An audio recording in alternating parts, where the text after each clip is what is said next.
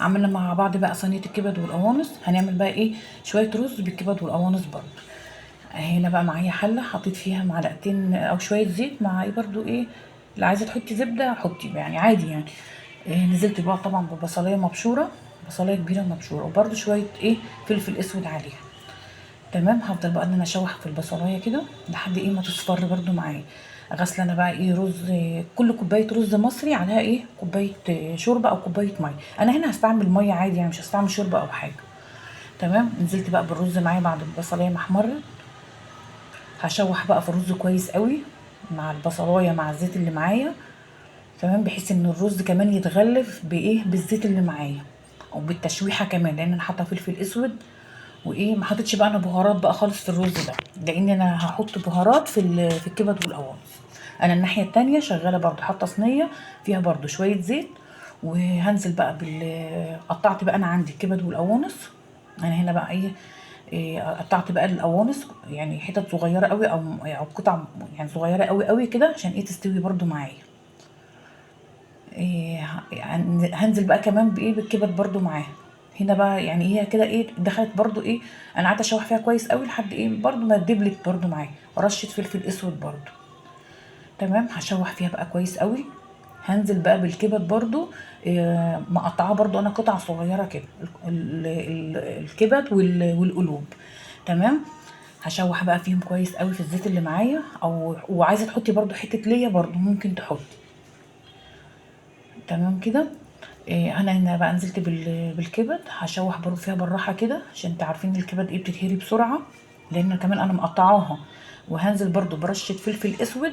البهارات بقى اللي معايا اللي هحطها هنا، هحط بهارات شويه بهارات مشكله، وفلفل اسود برضو، وشويه او الملح طبعا، وايه تاني وعود قرفه وورقه غار. بس ده اللي انا هحطه على الكبد وقوانص اللي انا هحطها على الرز دي. عايزه تحطي انت بقى اي حاجه من عندك زياده يعني ماشي براحتك يعني. تمام. بس دي البهارات اللي انا حطيتها معايا. شويه الفلفل الاسود، ورقه غار، عود قرفه،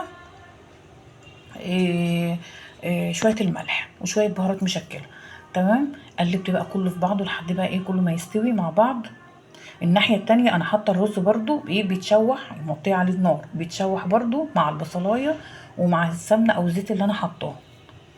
هنا بقى كانت الكبد دي كانت استوت معايا، او كبد وقوانص كانوا استووا معايا خلاص. يعني حاولي تحطيهم هما مستويين عشان برضو اللي انت عارفه القوانص بتشد معاكي. لو وصلتي لحد هنا وما حطيتيش لايك انزلي حطي اللايك، ولو مش مشتركه اشتركي.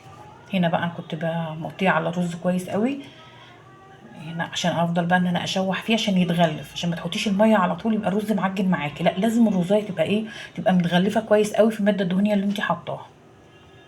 هنا بقى هصفي بقى الكبد والقوانص كلها من الصوص اللي نازل منها، وانزل عليها هنزل على الرز بيها يعني بالورقه الغار بالعود القرفه بالبهارات اللي انت حطاها كلها. دي بقى كانت خلاص كده معايا.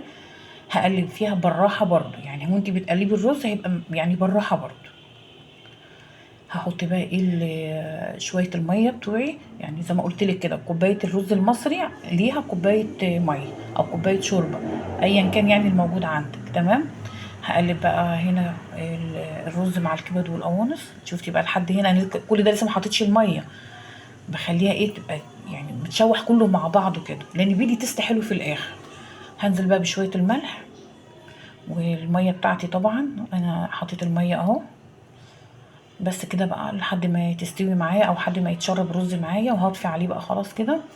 وهبتدي بقى ان انا اجهز الاكل. وكده عملنا صينيه الكبد والقوانص بالطشه الجميله بتاعتنا، وعملنا شويه رز بكبد وقوانص ده برده جنبها. دي اكله برده سريعه برده، عايزه تعمليها في ولادك جايين من المدرسه، عايزه تعمليها وقت غدا، عايزه تعمليها بصي يعني تاخدش منك حاجه يعني ربع ساعه بالظبط ويكون الحاجه جاهزه.